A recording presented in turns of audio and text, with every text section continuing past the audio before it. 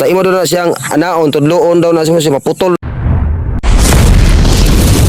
Mga idol, na ako sa kon mga idol, kanang bagong silang, naghatod na po kong pasahero. Karga niya, ang ilang dalan dito, perting lisura. So wala ko nilaos, di na ako taman sa putol ka siminto. So shout out na ko sa Barangay Saloy, no.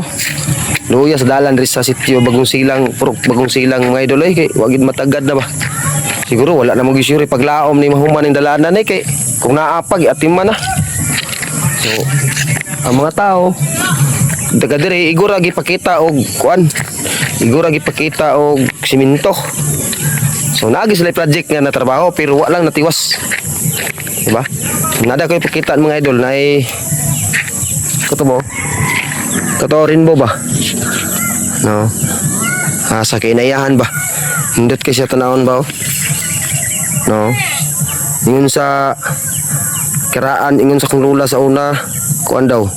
Basta imo doon na siyang anaon, tudloon daw na siya maputol na imong kamot. So sa una mahadlok mi sa una mo tudloan na kay unsa ni maputol na imong kamot basta tudloon na. Pero inana kanindot ang kalibutan mga idol na siya diha nagsugod ang diha nag kana mga idol kana rainbow. So diha nagmugna ang rigi-rigi. Kay kamo siya green, yellow, pula. So rigi-rigi no.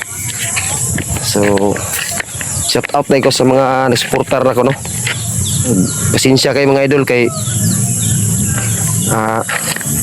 i-shout out na lang mong tanan.